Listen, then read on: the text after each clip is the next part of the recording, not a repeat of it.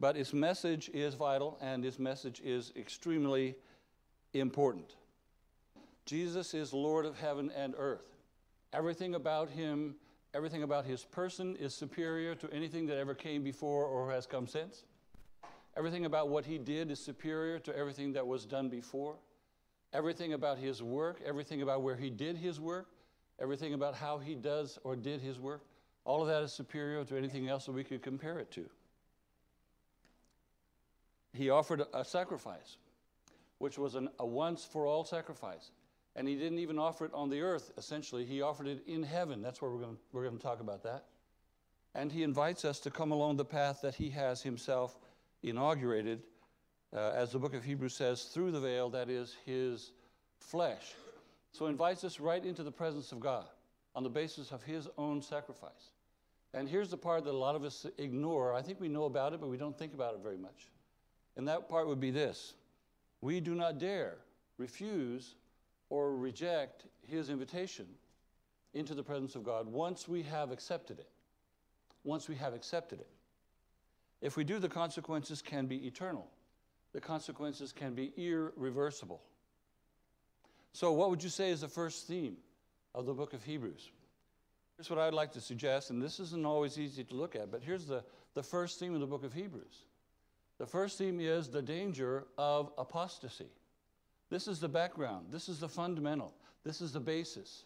This is why the author wrote the book. These folks are in danger of falling into apostasy. Apostasy being the deliberate, permanent, purposeful, conscious abandoning of the faith. I'm going to say that again. Apostasy is the deliberate, permanent, purposeful, conscious abandoning of the faith. He doesn't want these folks to go over that cliff.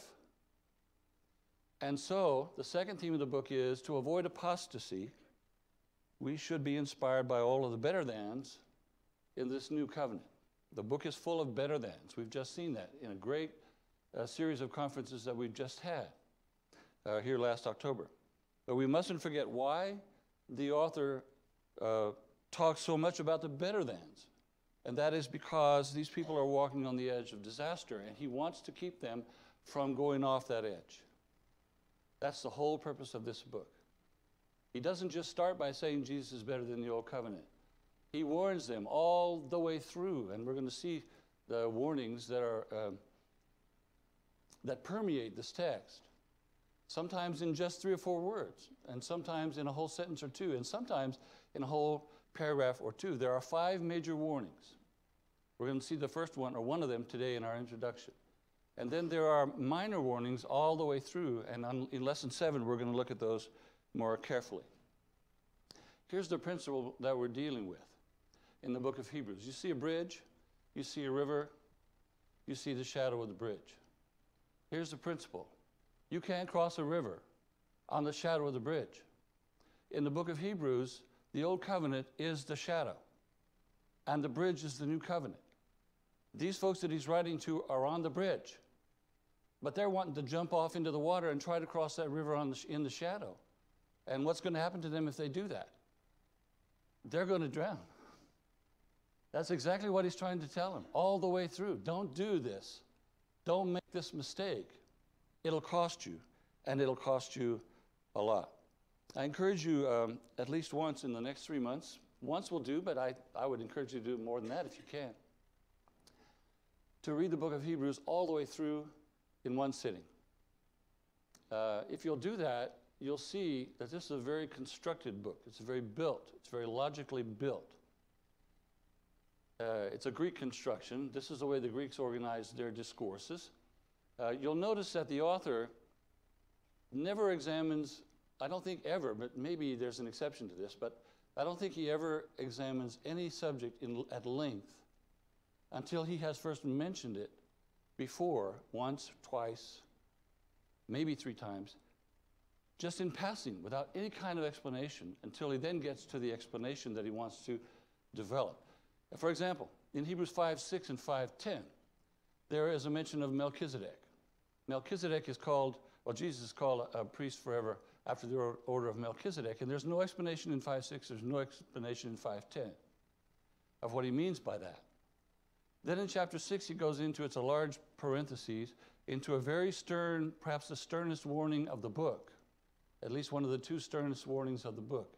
And then at the end of chapter 6, he comes back to Melchizedek, right at the end of the chapter, and then in chapter 7, he develops. And you'll see this pattern all the way through. This author is a very organized fellow, and he has taken his time to put together his thoughts in a very organized way so that they will have the most possible impact. You'll also discover that he really loves his readers. He apparently knows them very well. He loves them a lot, and he is afraid for them. He has written them a letter. This letter is a sort of a sermon in a letter form. It might even be a sermon that he's preached if he's a preacher. And he might have taken his thoughts and expanded on them a bit and made them more personal for these people that he's writing to, because they are on the verge of renouncing their Christian faith and going back to Judaism, which would be, therefore, a really bad mistake. They have been persecuted. There are reasons for their potential abandoning of Christianity. They've been persecuted. Chapter 10 shows us that. But they have apparently done well with persecution. They have accepted persecution in the context that was imposed upon them, and they've apparently done pretty well with that. It is possible also that they are somewhat disappointed by the lack of liturgical grandeur of the new religion in relation to the old. Some think that this letter is addressed to a subgroup of former Levitical priests in the larger context of a large assembly. And that might make sense given all the detail that this author uses in this letter. Some think it might just be the fact that these folks are tired of waiting for Jesus to come back, since most of the first century Christians really did think that Jesus was coming back really, really soon. But the essential thing is that they're thinking of abandoning their Christian faith, and the author is telling them that this would be an unthinkable thing to do. And in his text, we can see that he is not only determined, he's almost ferociously determined to talk them out of that, to talk them out of it with any means at his disposal. And we're going to look, as I said, at his warnings in one of our sessions.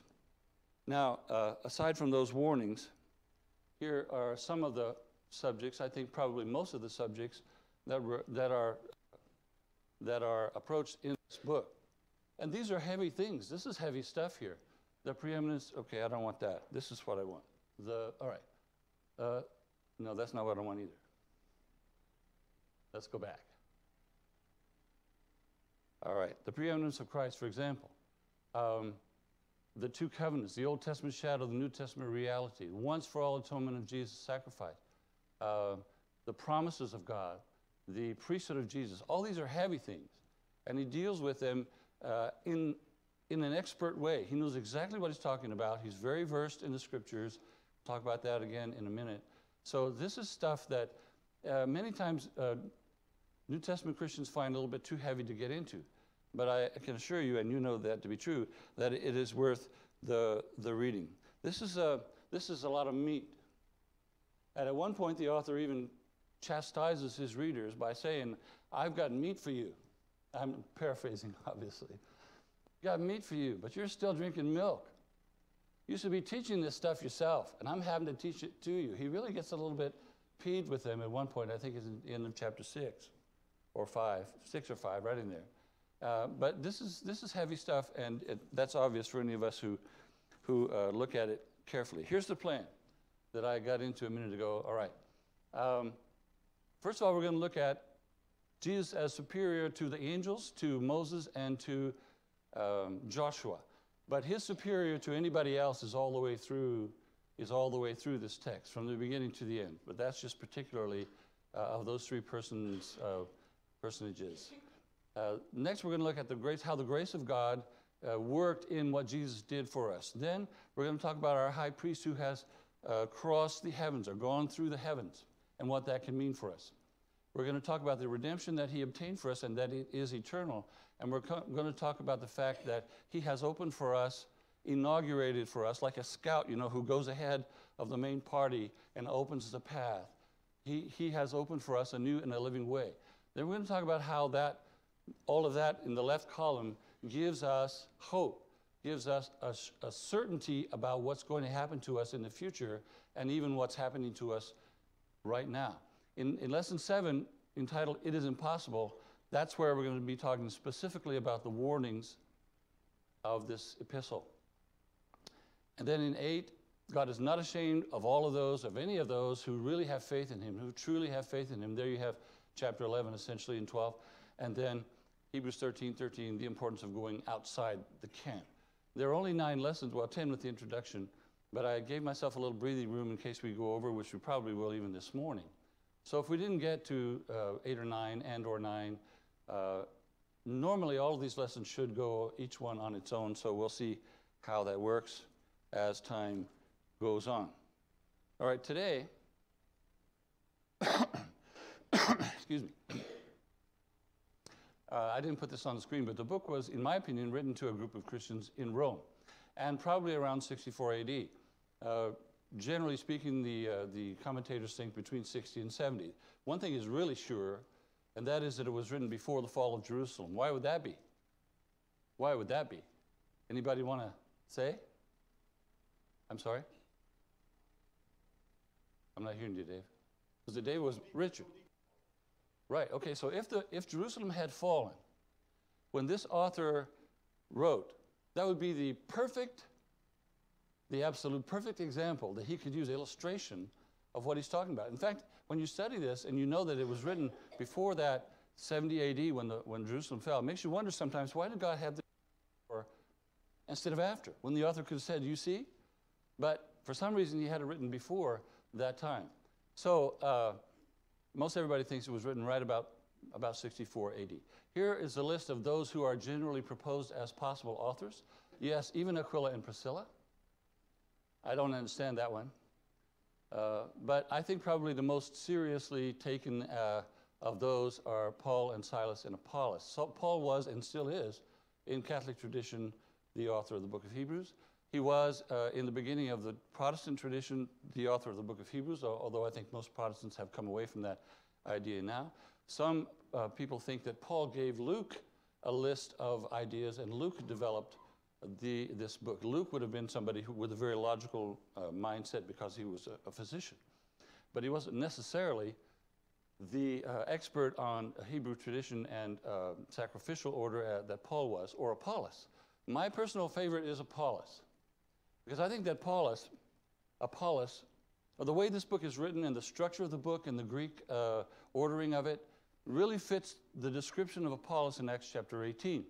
It is said of Apollos that he was eloquent, that he was competent in the scriptures, that he was instructed in the way of the Lord, and that he was fervent in spirit. You can see all of that in our text of Hebrews. So that's the one I think did it, but you know, who knows? Only God knows who wrote this letter, wrote Origen. But that's incorrect too, isn't it? That is not correct. Who else knows? Whoever wrote the book. So, you know, Origen wasn't quite correct in his statement, but it does make sense. It would have helped, I suppose, if the author had identified himself. And by the way, Paul always did, didn't he, when he wrote? So, you know, that's another good reason why Paul probably didn't write this. Another good reason why Paul probably didn't write this is chapter 2, the first verses, where the author says, we learned about this gospel from those who were with Jesus. Paul would never have said that. He said, in fact, he said the opposite several times. He was very adamant about this. I didn't learn this from any man. Galatians chapter 1, 1 Corinthians chapter 11, or 12 it is, somewhere in there, or it's 9. 1 Corinthians 9. He said, Jesus Christ himself appeared to me. In fact, we see that in Acts. I got my gospel from him and from no man. So I don't think Paul is a very serious, personally, I don't think he's a very serious candidate as an author for this book. But you know what? One day we will stand in heaven and we will be talking to the author of the book of Hebrews. And so we'll know then who it was. That's one of my things I'm going to find out when we get there. Okay, the best introduction, see, there's one of the things where my correction, the PC corrected me.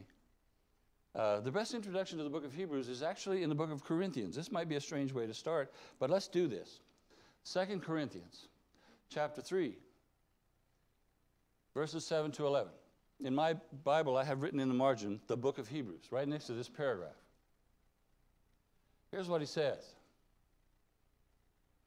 Are you there? I'm reading from the ESV. Now, if the ministry of death, that would be the old covenant, carved in letters of stone, there's the proof he's talking about the old covenant, came with such glory that the Israelites could not gaze at Moses' face because of its glory, and you know what that refers to, which was being brought to an end, and he'll say that again before the end of the paragraph. Let me start again and quit interrupting myself. If the ministry of death carved in letters of stone came with such glory that the Israelites could not gaze at Moses' face because of its glory, which was being brought to an end, will not the ministry of the Spirit, new covenant, have even more glory? For if there was glory in the ministry of condemnation, old covenant, the ministry of righteousness, new covenant, must far exceed it in glory. Indeed, in this case, what once had glory has come to have no glory at all. We're going to repeat that several times today. Because of the glory that surpasses it. For if what was being brought to an end, there's that second time, came with glory, much more will what is permanent have glory. That's pretty clear, it seems to me. How to illustrate this? Okay, I wonder if I could ask some of the people in the back next to the light switches to turn down some lights. Not all of them, maybe not off completely in the whole room. I didn't arrange this in advance, but see if we could turn off some lights. Maybe a little more. Maybe those. Yeah, turn them all off. Then this will just be for like 20 seconds. That's good enough. All right, I have here a flashlight. This is a very small flashlight, but this is a very bright little flashlight. Right, Bill? Right, Linda? When you put it in your eye, you get a retinal scar that lasts for about 30 seconds. Right, David? I mean, it's a small little thing. But I tell you what, this little thing will light up a dark room in a hurry. I keep this on my bedstand. Neither Pam nor I like night lights. Don't like a light on when we're trying to sleep. But when we get up in the night, we need a light. She has a light, I have a light. This is right next to my bed. I turn it on and I see very well. Sometimes, though it's so bright, it wakes her up. So this is a bright little light. It's a good little light, a powerful little light. Okay, let's have the lights back on.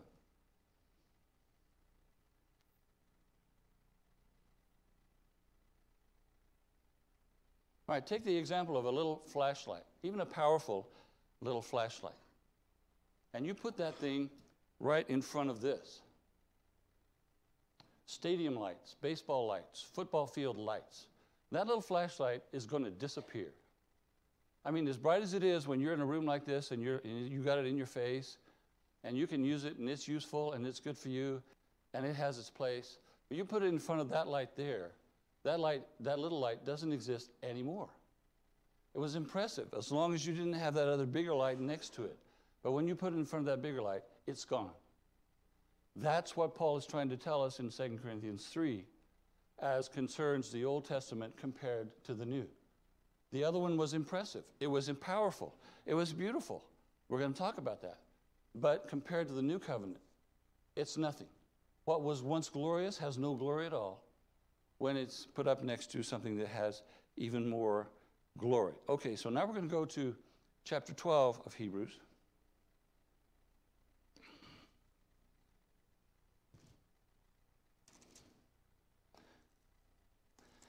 And we're going to talk about Sinai.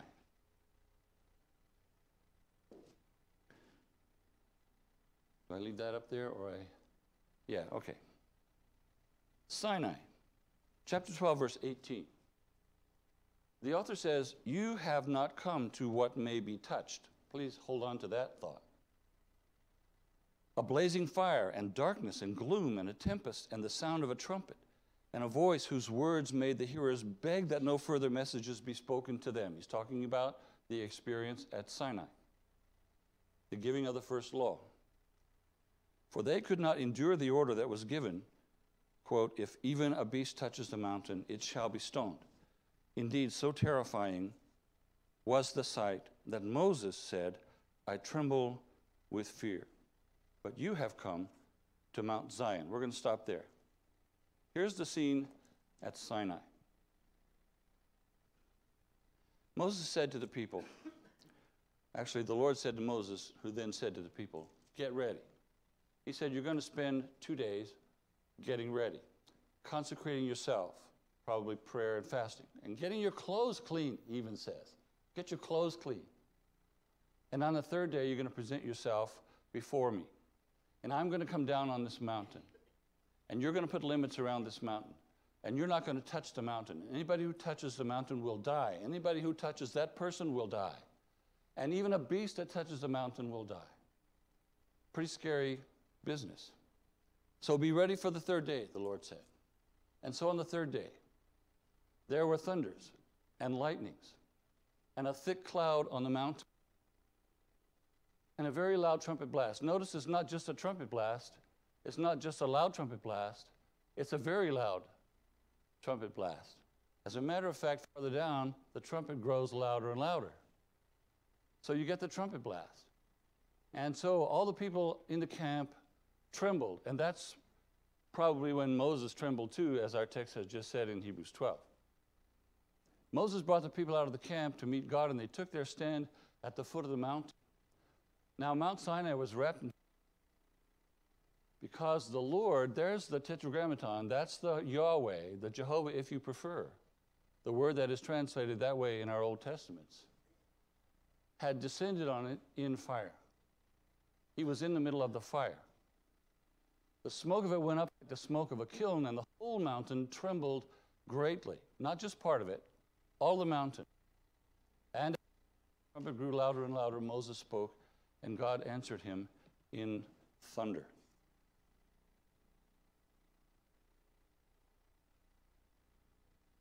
Now, when all the people saw the thunder and the flashes of lightning and the sound of the trumpet and the mountain smoking, the people were afraid and trembled, and they stood far off and said to Moses, you speak to us and we will listen, but do not let God speak to us, lest we die. Afraid they were going to die hearing the voice of the Lord. And Moses said to the people, do not fear. God has come to test you, that the fear of him may be before you or may remain with you, that you may not sin. And the people stood afar off while Moses drew near to the thick darkness where God was. Now, suppose, let's just imagine that here at Linder Road, God required that every Sunday actually Friday, Saturday, we spend getting ready, preparing ourselves, consecrating ourselves, prayer and fasting and all the rest, and washing our clothes to come here on Sunday morning. Suppose that God then said, nobody comes in here before 10 o'clock. You come in this room before 10 o'clock, you pass that door, you die. And anybody who tries to come in and pick up the body of someone who dies also. Death for coming in here before you're supposed to. Then suppose we are here, and when we come in, we're all gathered. We all sit here, and it begins to thunder in this room. And there's a fire on the ceiling, and there's smoke all around, and the place starts to shake. And then imagine that God himself descends in the middle of this fire, and he begins to speak. And we hear his voice. And the smoke around him becomes like a furnace, and the whole place keeps trembling. We're going to be afraid, but more than afraid. We're going to be terrified, but more than terrified. We're going to be scared to death. We're going to be petrified if this were something that occurred when we came to worship God. So what would our prayers be like in that kind of a context? And what would our songs be like? And what would our Lord's Supper be like? And what would our attitude, what would we all be like if that were going on while we were worshiping God? Well, I can tell you that if we were worshiping in those kinds of contexts, we'd all be here, we wouldn't dare be anywhere else, every Sunday, on time. We'd be here in deep reverence when we came in and when we went out. We would think very carefully about everything we said, everything we did, every way we acted, every attitude, every thought that went through our heads almost. We would be singing with trembling hearts, pumping hearts, we would observe the Lord's Supper in a deeply reverent concentration. And even our giving would be affected, I'm thinking. Okay, so now you're expecting me to say, right, so we should imagine every Sunday morning that we're in this kind of a context, and this would be a way to change our worship. Not at all. I'm not saying that. And I hope you're seeing that I'm not saying that. You should be ahead of me here. If you're not ahead of me, I'm disappointed. You should be ahead of me. Did I not say that that would change our worship? It surely would if we had to worship in that kind of a context. But if we imagine Sinai when we come into here to worship God, we are too limited in our thinking. Way too limited in our thinking, because Sinai was that little flashlight. Sinai, with all its trembling and its smoke and its thunders and its lightnings and its voice of God and the shaking and its fear and its trembling, it was that little Sinai, that little tiny little light. That's Sinai. And our Zion, which this text says, you have come to Mount Zion. That's our Zion, that big light that drowns out the little one. Remember, the text says, you have not come to what could be touched. That means, if I could put these words in God's mouth, it's a little dangerous to say this, but God would have said, you ain't seen nothing yet. Sinai is nothing compared to Zion. And we as Christians are not walking up towards Sinai. We're standing at the foot of Zion, which surpasses Sinai so far that Sinai, with all of its shakings and thunderings and lightnings, is no longer impressive anymore in view of the mountain that we are standing at the foot of which we are standing. So, indeed, in this case, remember, the text said, what once had glory has come to have no glory at all, because of the glory that surpasses it. So there's an application of this idea that we're not looking at just yet, but we will in a few minutes if we have time, and I think we probably will, but let's see. All right, let's stop there and get any questions, remarks, or discussion that you have before we go on and look at Zion.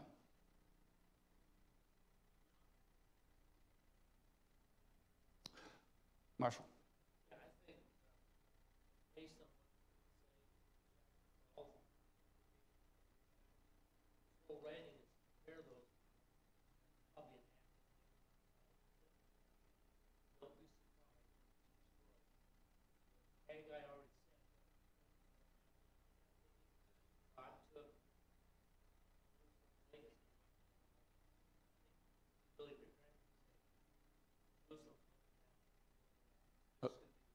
Okay, I need to repeat the question apparently for those who are watching on streaming. So Marshall is saying that these people are going to be warned, are being warned at the end of the chapter, and we're getting ready to look at that if we can get to it before the hour is up, by the quotation from Haggai, that just as Jerusalem in the olden times was destroyed because people were unfaithful, the Jerusalem that is now at the time this was being written is going to go away, and these people cannot think of going back to it. It's in a system that is going to disappear, and very soon.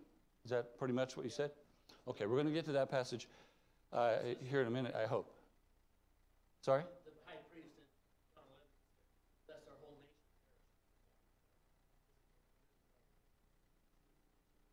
nation. Yeah, there is no Jewish nation anymore according to, John 11. Nolan. Isaiah's prophecy is true and has come to pass. Which prophecy is this, Nolan? Right. The word of the Lord is to come from Zion. Right. Okay. Anybody else? Let's look at Zion then. What's so great about this Mount Zion? Okay. We looked at that. You have come to Mount Zion and to the city of the living God, the heavenly Jerusalem, and to innumerable angels in festal gathering, and to the assembly of the firstborn who are enrolled in heaven, and to God all, to Jesus, the mediator of a new covenant, and to the sprinkled blood that speaks a better word than the blood of Abel. You have not come to something that could be touched, the text says, but you have come to the city of the living God. Remember that we're talking about the very dwelling place of God, not on the earth. In Zion, he hasn't come down to touch a mountain. He is in his heavens. He is in his eternal heavens, in his dwelling place. It's where his glory and his power reside. We're talking about the heavenly realm where God reigns over visible and invisible powers and worlds, and where he is served by thrones and dominions and principalities. We're here in the presence of the mighty angels. The festal gathering part of this translation is sometimes in other translations placed in the next phrase, so we won't lean on that. But we're talking about the mighty angels of God that we're in the presence of, some of which, chapter 1, verse 14, are sent out to help those of us who are being saved, that is, Christians. Some of his angels are actually sent out to help us. The assembly of the firstborn who are enrolled in heaven, those whose names are written in the book of life, are there. I don't really have time for this parentheses, but I need to say this right here. At Sinai, the Spirit of God was up there. The Spirit of God was on top of the mountain. In the new covenant, the Spirit of God is right here. When we come to worship God, we're sitting among people in whom is the Spirit of God. He surrounds us in this way. We're in the middle of him. He's over and above us, on the left and on the right. We have the Spirit of God in us. And that's one of the things that Jesus has done that was not possible for the old covenant. In the old covenant, it was stay away. Don't get close. You're going to die. In the new covenant, Jesus says, come unto me, all you that labor and are heavy laden. Come, come. And we are then in the presence of God, and God is present in us. That's altogether different from in the old covenant. End of parentheses. We're in the presence of God, the judge of all, who will not just judge Israel, but judge the nations, all of the nations, including his church first, right? Peter says judgment begins in the house of God. We're here in the presence of the spirits of the righteous made perfect. That would probably be God's people of the past who have died in faithfulness and who at this moment, according to chapter 12, surround us symbolically, sort of like people in a stadium, a great cloud of witnesses. They lived and they died not having seen what we have seen. They died faithful to God even though they did not see the accomplishment of his promises. How then can we who have seen the accomplishment of his promises give up on it while they who didn't see it remained faithful to the end? That point is made also in this book. Jesus is a mediator of a new covenant. Of course, the new covenant is given with his own blood. The blood that is insurpassable in quality, can't be compared to anybody else. The animals of the Old Covenant, chapter 10, verse 4, were not able to take away sin. And of course, Jesus' blood calls for forgiveness, whereas that of Abel, perhaps we could say, called for vengeance. And since we are in the presence of God and all of these people and persons and entities, here's the warning that Marshall was talking to us about. And it's at the end of this chapter, and it's very clear. It says, see that you do not refuse him who is speaking. For if they, that's Sinai, if they refused him, if they did not escape when they refused him who warned them on earth, that's from Sinai, much less will we escape if we reject him who warns from heaven, and that's Zion. At that time his voice shook the earth, but now he has promised, yet once more I will shake not only the heavens, but also, not only the earth, but also the heavens. This phrase, yet once more, and there's his quotation from Haggai, indicates the removal of things that are shaken. That is, things that have been made. So what he's saying is what Peter says in 2 Peter chapter 3. Everything visible and material is going to disappear. That would include, in this context, Sinai and all the Jewish system. But you need to be concerned about sticking with something that's not going to disappear when God shakes all things. And what's that going to be? In order that the things that cannot be shaken may remain, therefore let us be grateful for receiving a kingdom. That is, you're in the church, you're in the new covenant, you're in the new kingdom. That cannot be shaken. It's going to stay when everything else disappears. Are you going to go back to the stuff that disappears? You need to stay with what's going to be eternal and permanent. Let us be grateful for receiving a kingdom that cannot be shaken, and thus let us offer to God acceptable worship with reverence and awe, for our God is a consuming fire. And that's an interesting thing that he should bring up this idea of consuming fire when comparing with Sinai, which was an actual literal consuming fire. And here he's talking about the fact that God is the same God, and those who rejected him then suffered for it, and if we reject him now, we will suffer for it. Only the consequences now are going to be eternal, irreversible, and that's something that needs to be thought of before people take this fatal step. Comments? Larry?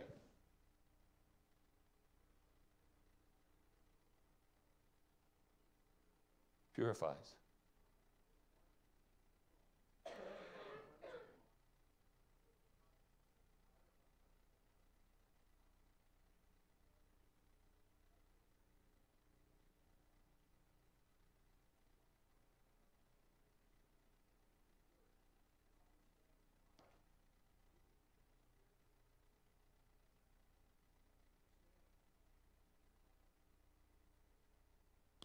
That's an excellent analogy, but I have to repeat it for the people who are watching.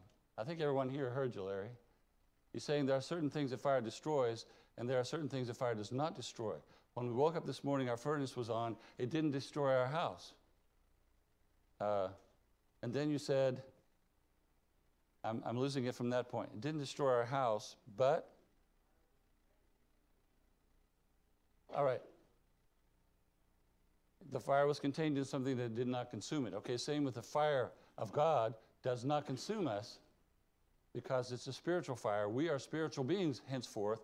Our physical body will disappear with everything material and physical. Everything that you can touch or feel or make noise with, and all the systems of mankind, religious or otherwise, are going to disappear. But when that happens, we will be in the eternal kingdom that cannot be shaken. And that's why now we need to offer to God an acceptable worship with reverence and awe, remembering that fire and the importance of what it was for Sinai and what importance it has for us today.